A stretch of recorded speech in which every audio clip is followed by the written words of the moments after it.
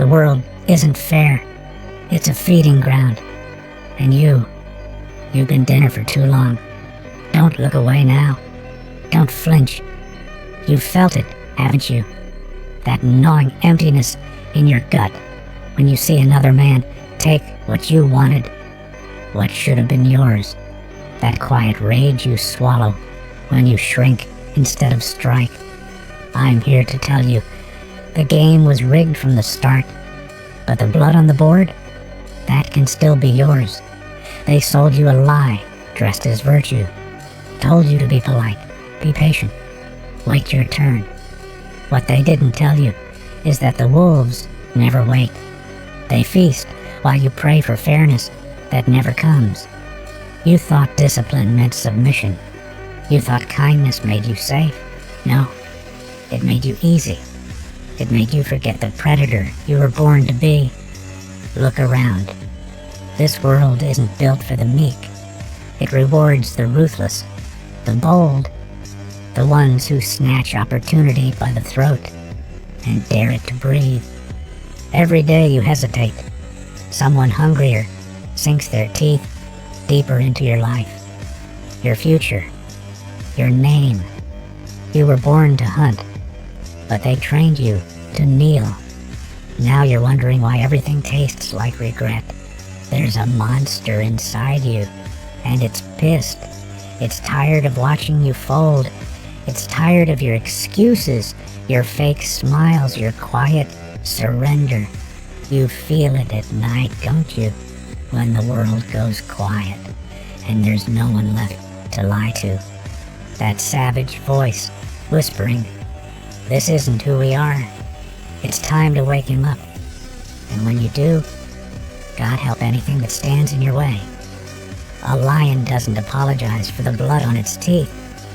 They've lied to you about what it takes to win. Told you life was about fairness, about waiting your turn. But beneath the surface of every society, no matter how polished, there's a hunt happening. The strong stalk the weak. The bold devour the timid. And the world belongs to those willing to bleed for it. Predators don't ask for permission. They don't wait for green lights. They create the moment, move in silence, and strike without hesitation. They leave no warning, no explanation. When opportunity shows its throat, they don't hesitate. They rip it out. That's why they win. That's why you've been watching from the sidelines. Prey lives in a constant state of apology, apologizing for being too loud, too ambitious, too angry, too different. They live in fear, begging for scraps and hoping no one notices the hunger in their eyes.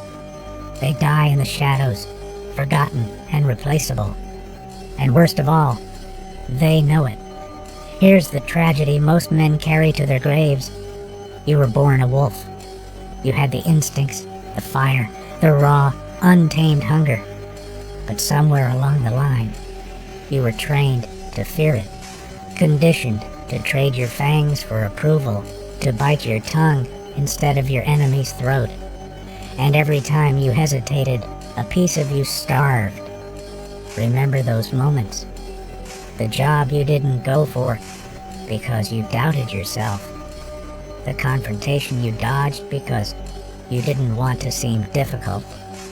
The opportunity you let another man claim because you told yourself it wasn't the right time. Feel that disgust? That's your predator weeping inside you. And here's the truth they won't say out loud. Your life feels hollow because you stopped taking what's yours. You've lived like prey for so long, you forgot what it feels like to hunt. But that monster inside you, he's not dead, just caged. And right now, he's rattling the bars. You want to know why your life feels hollow? Because you haven't taken what's yours yet. Now ask yourself, when was the last time you truly took something? Not was given, not earned, took. And here's the sinister part. We haven't even gotten to the dangerous lessons yet. Stay close. It gets darker. Kill the version of yourself that forgave too easily, stayed quiet too long, and made peace with mediocrity. There's a man you've been carrying your whole life, a weak, quiet ghost, burning your face. He made excuses, blamed bad timing, and called cowardice patience. You let him live because you were afraid of what would happen without him. But here's the truth. That man's been weighing you down like an anchor around your neck. I want you to picture it. Midnight, a forest thick with fog, and in front of you, kneeling in the dirt, is the weaker version of yourself. The one who stayed silent when he should have roared. The one who begged for validation, who settled for crumbs, who flinched when life swung first. Now imagine putting a shovel in your hands and burying him alive. Because if you don't, he'll kill you slowly. He'll suffocate your hunger, smother your potential, and lull you into a coffin lined with maybe next time. Every day you delay this execution, he steals another victory that should have been yours. That nagging regret you feel at night, that's him whispering, "We'll try tomorrow." And here's where this gets dangerous. I'm not speaking to the world right now. I'm speaking directly to you. Yes, you. The one sitting there, pretending this isn't cutting too close. You feel it, don't you? That boiling pulse in your neck.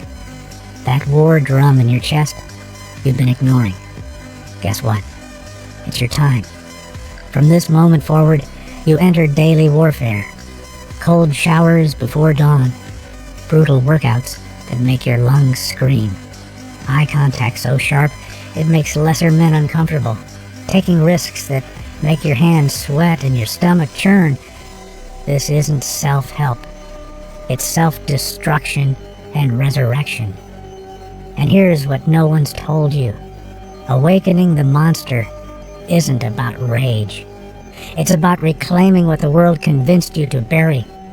There's a method to this madness, a ritual older than kings and conquerors. You start by claiming territory, your time, your space, your decisions, and you defend it like your life depends on it, because it does. The monster you're chasing, he's not out there in the world. He's buried under your hesitation, your laziness, your lies, and every drop of sweat, every risk you take, digs him out claw by claw. You want to meet him? You'd better keep watching. It gets darker from here. And trust me, you're not ready for what's coming next. The soul grows teeth in war. They sold you peace as silence. They told you real strength was staying calm, turning the other cheek, and keeping your head down. But let me tell you the truth they buried. Spirituality was never meant to be a retreat. It was meant to be a weapon. And the war isn't out there, it's inside you. You think you're awake because you read a book, lit some candles, and whispered affirmations. No true awakening is ugly. It's tearing your weaknesses out by the roots and holding them up to the light. It's looking your own fear in the eye and refusing to blink. You weren't built for ease. You were built for conquest. This is what I call spiritual savagery. Meditate like a monk, move like a killer. Control your breathing, then control the room. Find stillness in chaos, then unleash violence when it matters. The predator who masters his mind controls the battlefield before a single word is spoken. And here's your trigger. You're not unlucky. You're undisciplined. Life isn't punishing you. It's testing you. Every hardship is a sacred rite of passage. Every moment of discomfort is your altar. Either you bleed now in discipline or drown later in regret. The choice was always yours. You've been playing small because you're afraid of your own depth. But there's a darkness you haven't tapped into yet. A ruthless, primal, unstoppable version of you that's been clawing at the inside of your ribcage, waiting for you to break the chains. He's not your enemy. He's your salvation. And here's what should terrify you. The man you could be is watching the man you are. Every time you hesitate, every time you fold, every time you soften, he watches. And the more you delay, the harder it's going to be to dig him out when the storm hits. Because the storm is coming. This isn't just mindset. This isn't trendy motivation. This is blood and bone. War drums in your chest. A decision you make in the dark, alone, with no applause. And when you make it, when you finally choose to become a weapon, the world around you will have no choice but to submit. And just so you know, we haven't even scratched the surface. The real darkness, it's waiting in the next room, and it's wearing your face. Stay locked in. It's about to get violent. In the end, the only thing that matters is what side of the trigger you're on. The world isn't divided by race, status, or money. It's split by one brutal, merciless line. Predators and prey. Those who take and those who get taken from. Everything else is background noise. And whether you realize it or not, you've already picked a side.